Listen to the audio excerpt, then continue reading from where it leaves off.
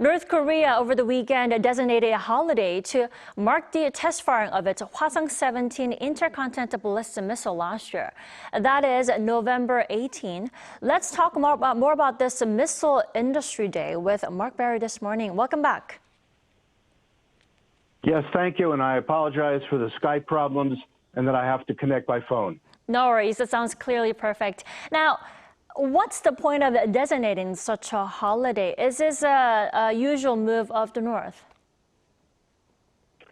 No, it's not a typical thing, and I think actually Japanese analysts and news media have probably called it properly, which is that it's not only a domestic move, but more importantly, it's aimed at the fact that Kim Jong-un's oldest daughter, Ju-ae, first made her public appearance, I believe, on November 18th of last year when the first Hwasong-17 was successfully launched. So I think rather than showing off the missile launches per se, which the whole world will see and know about anyway, it's really a way of saying to the domestic audience in North Korea that there's a tie-in between his oldest daughter, Ju-ae.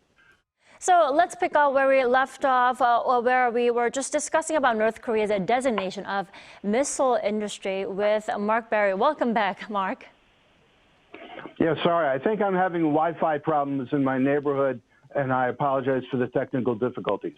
No worries. So let's talk about the day, Missile Industry Day. There is also speculation that the regime may go for its third attempt to launch a military spy satellite on that day on November 18. Would you say that's possible?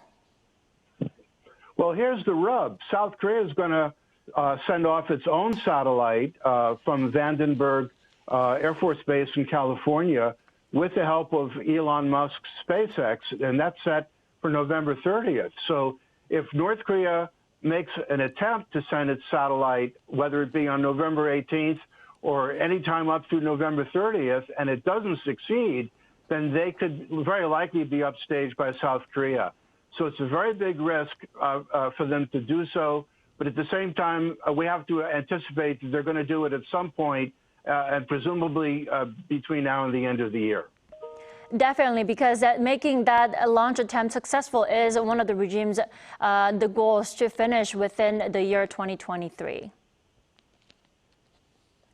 And yes, absolutely. Also, North Korea has reportedly backed Russia in its war against Ukraine by providing military aid. And also, as far as intel agency says, Kim Jong-un recently ordered his officials to find ways to support Palestine. Now, what's the North's motive behind getting involved these two wars? Well, let's be clear that North Korea has always supported the Palestinian cause, but without stating a preference for the PLO, which is the official leadership of the Palestinian Authority in the West Bank, Ramallah with the capital, and Hamas. But at the same time, the weapons that have been found into the arsenal of Hamas, Israel says only about 10% of the weapons that they captured after October 7th were from North Korea. Another 10% were from Iran, and the remainder was made within Gaza. So North Korean weapons find their way in.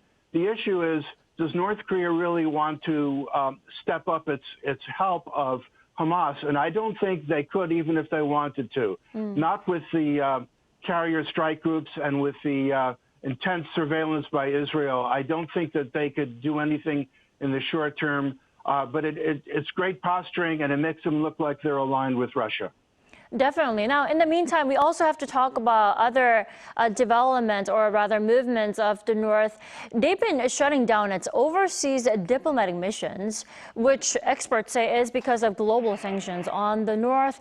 Now, apart from that, there's also analysis that it's because the North is now doing arms deal with Russia. Is that so? How is that possible? Well, yes, money is very tight, and diplomatic missions have always been 50% of a fundraising mission, so to speak. And much of that has been through illegal means because the diplomats didn't have any other way to raise money. So cryptocurrency has been a better bet to raise the cash, at least for the short term. In the meantime, the tighter relationship between North Korea and Russia is turning off a lot of nations, and it's understandable why places like Spain, Uganda, it's just not monetarily fruitful. But North Korea says that it's actually doing kind of a reorganization. So they could end up beefing up their embassy in Russia, their consul in Vladivostok, and other places in the world where it's more fruitful. So my feeling is it's a reorganization, not all that different than corporate restructuring, but definitely money is part of it. All right, Tamar, thank you so much for joining us this morning. You have a great day. Thank you so much.